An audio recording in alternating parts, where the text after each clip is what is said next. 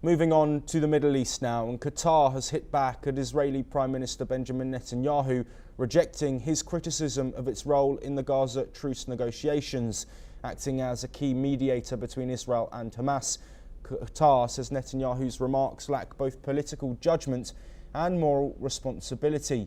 Foreign Ministry spokesman Majid al-Ansari slammed the comments online, calling them inflammatory. This comes after Netanyahu's office issued a strongly worded statement urging Qatar to choose between civilization and Hamas. Netanyahu claimed Doha could not serve as a neutral broker while maintaining ties with both. Meanwhile, Israel is mobilizing tens of thousands of reservists ahead of a widening offensive in Gaza. Israeli media reported that the military is issuing call-up orders to replace active troops in Israel and the occupied West Bank. The military has neither confirmed nor denied these reports. Meanwhile, in Tel Aviv, demonstrators gathered outside the Defense Ministry, demanding action to secure the release of hostages held in Gaza and an end to the war. Protesters waved Israeli flags and held portraits of captives taken during the October 7th attacks. Let's listen in to what some of the protesters had to say.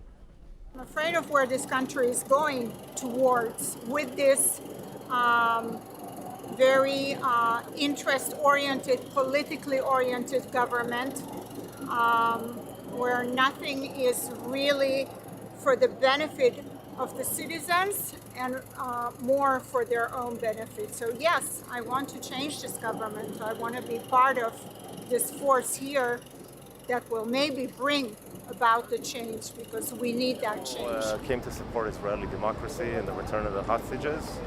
And there's a sense of, we're drowning in the mud. There's no strategic decision made. There should be some thought of the day after, maybe some kind of, constructive work with other countries in the region that are more on the stable side, like Saudi Arabia. Something that would change the policy and, most importantly, bring back the hostages to us.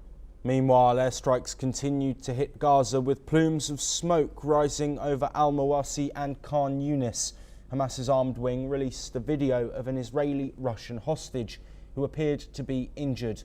In a 4-minute clip, the hostage spoke in Hebrew and showed bandages on his head and arm, claiming he was wounded in a recent strike. And yesterday, hostage families gathered to demand answers from Prime Minister Netanyahu and urged a return to negotiations to end the ongoing war. Let's hear from one of them now. The military operation is going stronger and stronger, and they're talking about bringing more troops and reserves, and we're really afraid that it's going to kill most of the hostages that are still alive and bury the other one forever. We ask President Trump, please help us, because it's in your power to end this war and release all the hostages back to. We head to Europe now, and Russia has reportedly launched an overnight drone attack on Kyiv, injuring at least 11 people, including 2 children, and set several residential buildings on fire throughout the city, according to the military and officials of the Ukrainian capital. Timur Tkaichenko, head of Kyiv's military administration, said on social media that falling debris from destroyed drones had sparked fires at residential buildings in Kyiv's Obolonsky and Sviatoshensky districts. Ukraine's emergency service also said that 76 firefighters were involved in putting out the overnight fires in Kyiv. Well, this comes amid rising tensions over the 3-day ceasefire proposed by Russian President Vladimir Putin.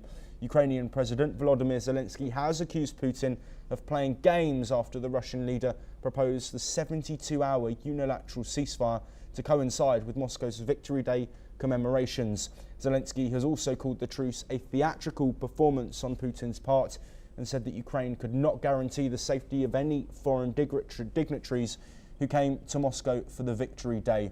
Meanwhile, Russia reportedly continues to reject an unconditional 30-day ceasefire pushed by Ukraine and the United States, which is trying to broker an end to the 3-year war.